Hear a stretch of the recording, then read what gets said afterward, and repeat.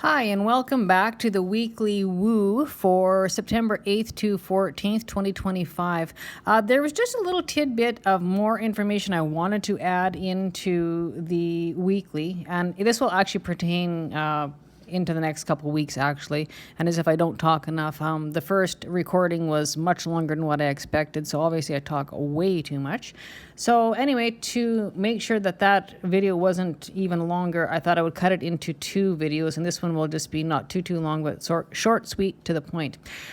Because we have a very active north node, which is in Pisces, there was a little bit of house information and description information that I felt I didn't go into depth deep enough or with enough details.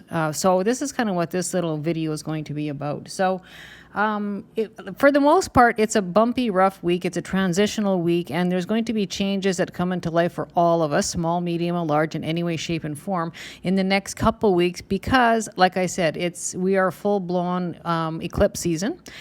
We are in bridge season, meaning we lead in with the total lunar eclipse in Pisces, and we will lead out with the solar eclipse on the 21st of September, which will close that bridge season. So it's one span, one side to the other, right? So that becomes why I would call it a bridge season for eclipse season. Anyway, it brings about change. But within all that particular 2 weeks of eclipse time season, we have, like I said before, that black moon in Virgo season, 0 degrees and 29, which is very, very highly impactful. So we basically have two high impactful seasons or cycles going on simultaneously at the same time. Plus, we have mostly all negative aspects going on during the same duration, which makes it bumpy. It's rough. It's a rough ride. It brings in change. It will let us see the changes we're looking at. It's going to bring about topics and content and situations that, okay, you know what, we need to do something with this. Something's happened. We need to make a choice. We need to make a decision. Something like that. Anyway, it rolls in life changes that are non-negotiable. That's what eclipse season does. The only thing we have a choice in is how we respond to it.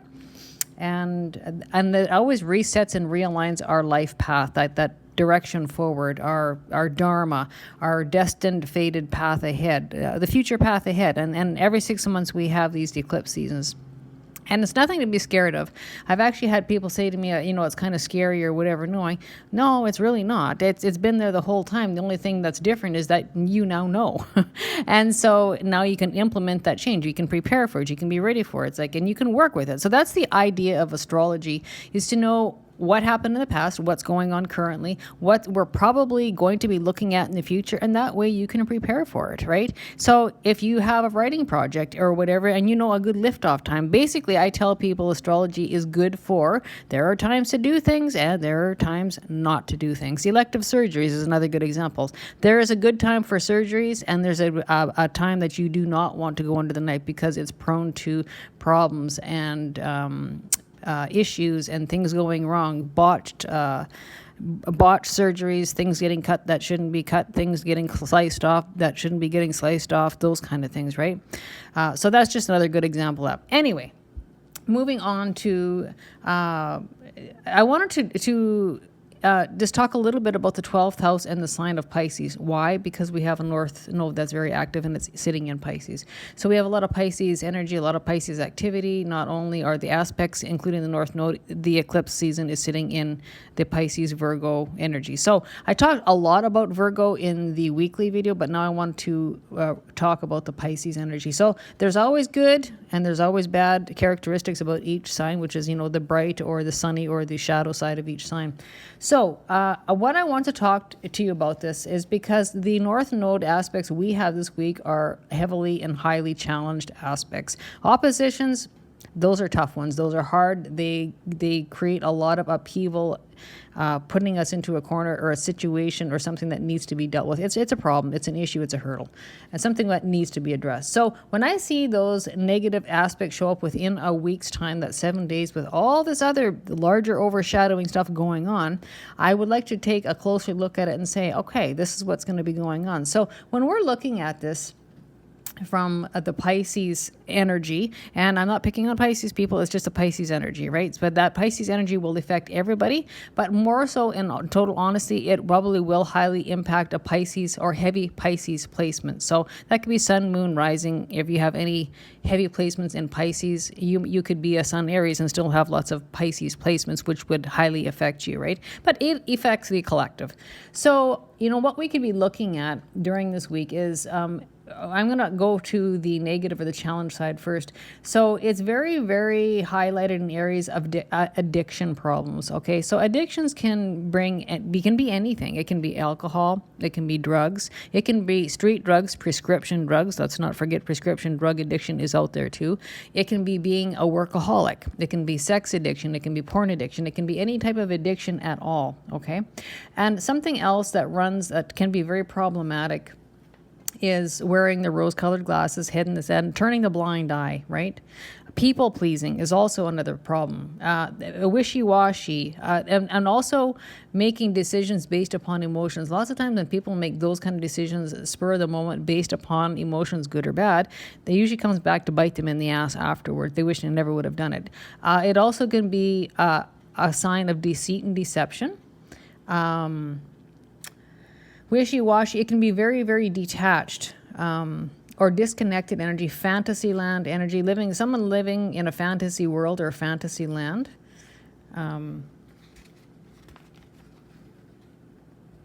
It can have a lack of discrimination and a lack of discernment on the lower end. So there's always low end, high end energies for each sign. So this is the lower end, right? And not knowing boundaries, having no boundaries. So I've often said this in my previous writings, is where a good example of no boundaries would be people who can't mind their own business. They flow from their energy into yours. Most water signs carry that characteristics. You got to be fairly high vibe water sign to understand, okay, this is my business, that's my next door neighbor's business. It's described as water being fluid. When you dump water on the floor, it runs over to places it's not supposed to be. So it's the same idea. Water is fluid. The energy of water sign is fluid. It runs wherever you spill it. It will run and seep into places it's not supposed to be. And another thing we can end up having is water problems, flooding, leaks in the basement, floods in the basement, flooding globally. That's something else that can be a problem with any particular water sign. But the particularly challenged aspects we have, some people will be definitely having that issue.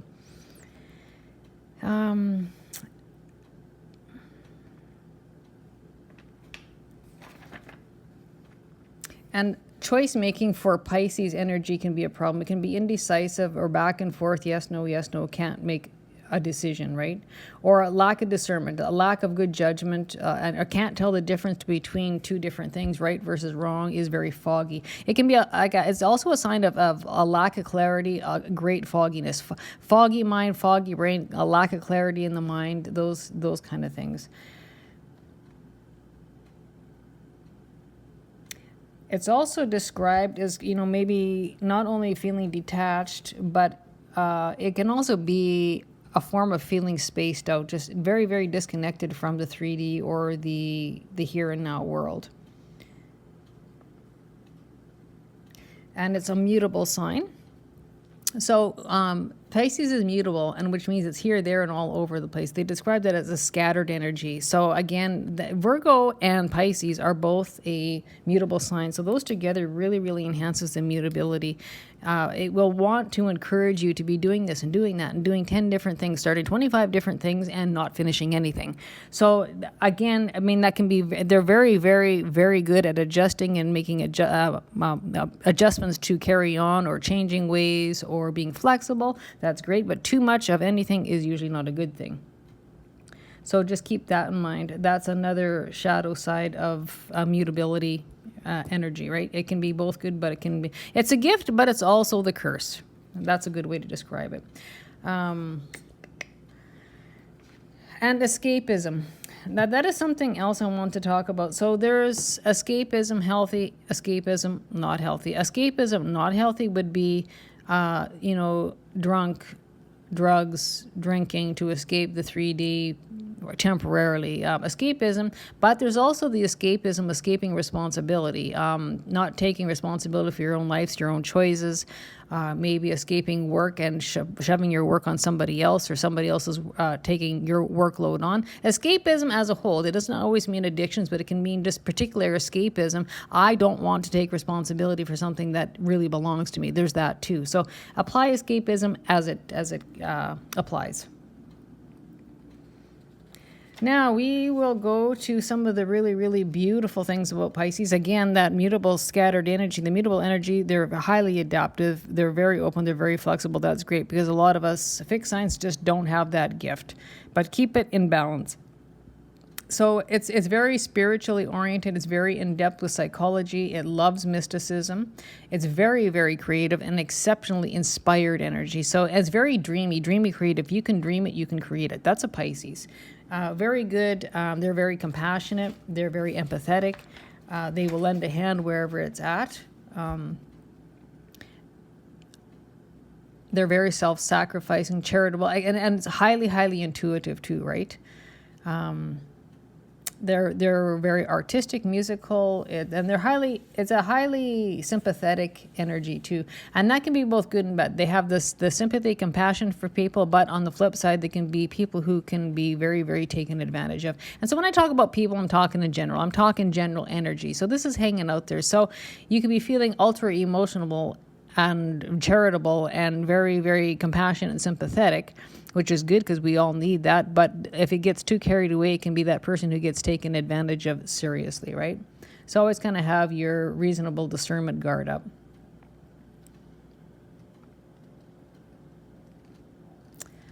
And that really describes... They really do shine with religion and mysticism and those kind of things too. So they're very, very highly creative, very musical, artistic, those kind of things too. So that type of energy is right now. So I talk about as if I'm talking about a person because that would be the qualities a person would carry. But these qualities are as a general description of Pisces. And that is hanging around this very time zone for this very week. So we could be looking at all these kind of things. So you might be having compassion because somebody's in the hospital. You might be having empathy because somebody has lost a loved one.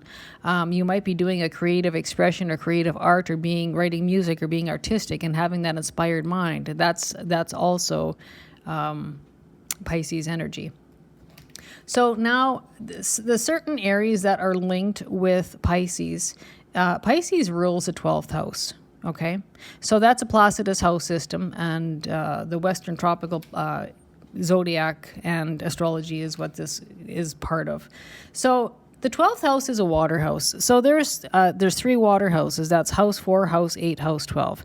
And we have a water house. It's usually a psychology house. It's a subconscious house. It's a dark house. It's an emotional house. And when you talk water houses, it means you can't see. It would be like looking at a lake. You can see what's on top of the lake, but below that water surface, you can't see it. And that's why they call it the dark, the unseen water houses, because you can't see beneath the surface. It's hidden.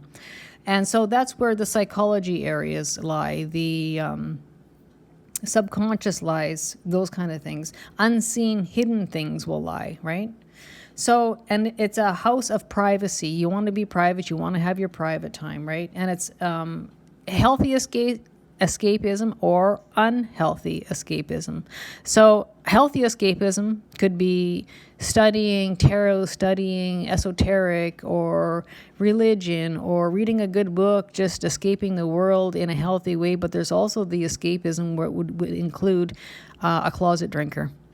Addictions to drugs and alcohol, prescription drugs, those kind of things, or sex addictions. And of course, that's in the privacy house, right? And the 12th house is often referred to as things going on behind the scenes, which you can't see. There's things going on behind closed doors that you can't see. So, and also it can be linked with rest and retreat. So it might be time where you need some rest and some retreat and some rejuvenation, some self-care. That's a perfect time and a perfect place. That could also be looked at. Because it's a challenge, it's maybe a lack of, you're not looking after yourself and you're not getting the proper rest you need. You're not getting your personal private time, your alone space. That can also be a problem. And again, it's things going on behind the scenes that are hidden or secret. It's also linked with astral dreaming, lucid dreaming, astral projection, those kind of things, teleportation. So it's very dream state. So, when you're sleeping, dreaming, the astral dreaming and those kind of things are going on at the same time, right? That's the time. And we're sitting in that house energy. But it's usually a house of private privacy. And it can be also a house of isolation, confinement, hospitals, prison, orphanages, or isolation by, it could be a partner, or maybe isolation going on behind closed doors with an abusive relationship. So any type of isolation where you would be isolated away from where you normally would be, or isolated away from the public. Now that takes on a different meaning and a different storyline behind it, because there's different reasons why that would be. For example, if you're sick in the hospital, you're in isolation because of you're sick. If you're being isolated because of an abusive relationship, well, that's a totally different story. But isolation is isolation. You're away from and off on your own for whatever reason. But there could be self-isolation where, isolation is not always a bad thing. It can be where I need to self-isolate because I need some rest and retreat time. That's not a bad thing, right? So it just depends how it's applied. So isolation in any form. And again, orphanages, it's also described where you would just be a number, confinement, where you're a number. So like jails, it could be even work related where, if you're in military, you're just a number. It's such a large number of people that you're just a number. You're not really a name or a face. So that would be considered that as well.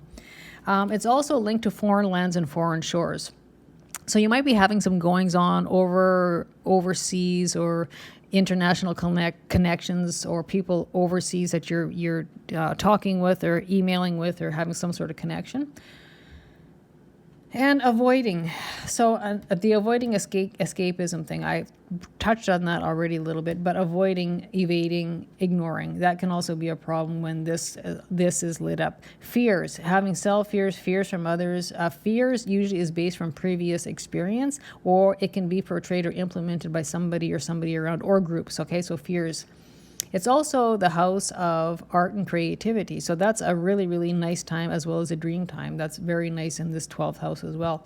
It involves everything cosmic soup, esoteric, spiritual, religion, occult, any of those kind of mystical studies. It's also that. So that's another nice thing. Akashic Records is linked with this 12th house as well. And something else, and this is something I have actually experienced myself, is kind of redefining yourself up. So I don't often see this particular description going with the 12th house. There's only once in all the courses I've seen it where it's popped up, where it would mean rebuilding yourself from the ground up again. So stripping down to the ego, stripping down the ego clean and starting over to clean slate. So that would mean redefining you as a person when all your possessions and all that kind of maybe a previous way of living is kind of stripped away to the core, and we get back on our feet and we start all over again. So the redefining of yourself, the redefining of your ego, because it's been stripped down to nothing, and here we go again. And that can actually be a really, really interesting cycle, but it's a hell of a growth cycle. And if you ever experience that, that is high elevation and growth in life. Not the easiest, not the most comfortable, but it's certainly well worth it in the end.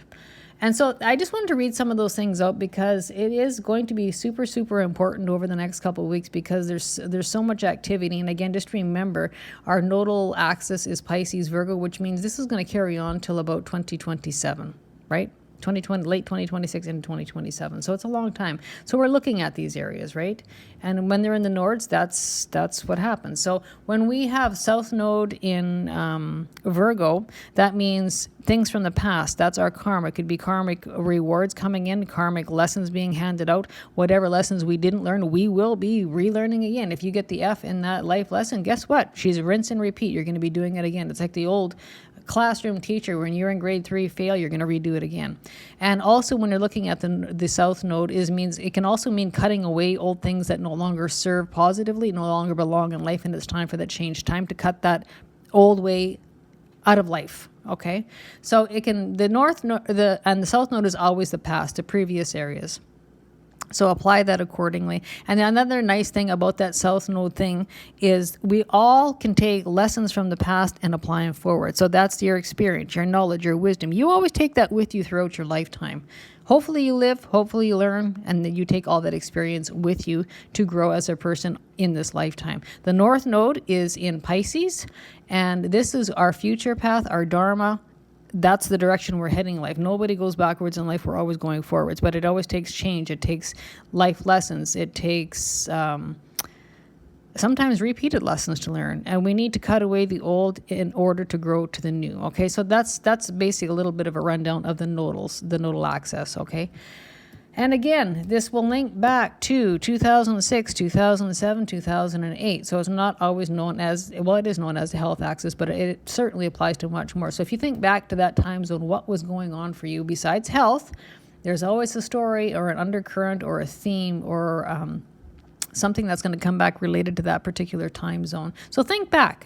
Cycles looking back are always really, really interesting. You can always find something where it links up or it will relate, or it will be similar subject matter or a similar theme, a similar story theme or storyline, those kind of things. So anyway, just keep that in mind when you listen to this. And so, like I said, in any sign, there's good and bad. And in any house, there's good and bad. But just remember that 12th house is a water house, and it's all about the hidden, the secret. So those kind of things going on. And there could be, hidden things going on within a hospital. Those kind of things. Or you could be doing your creative art and your creative expression at home in your house alone, isolating because you can't write a book when you're in a crowd of people, Or, you know what? I took an interest in esoteric or occult study or mystical study, but I want to do that in the privacy of my home because I don't want somebody else to really know what I'm interested in or chasing or pursuing. Or maybe you just need that isolation time in order to study, right? And so the other thing is just, I would just use a caution, put a warning out there because the 12th house is big time addiction problems, avoidism, escapism, and isolation for the negative value, in particular this week because it's opposition. So again, just keep that in mind because it's going to be very highlighted or very attracted. And again, it could be a very scattered energy going in the house, in the home, in behind closed doors, in the behind the scenes where you're doing this, you're doing that, and you get nothing done. That would be like coming home and trying to do housework and 30 seconds here, 30 seconds there, and at the end of the day, it's still a disaster because you've not finished anything.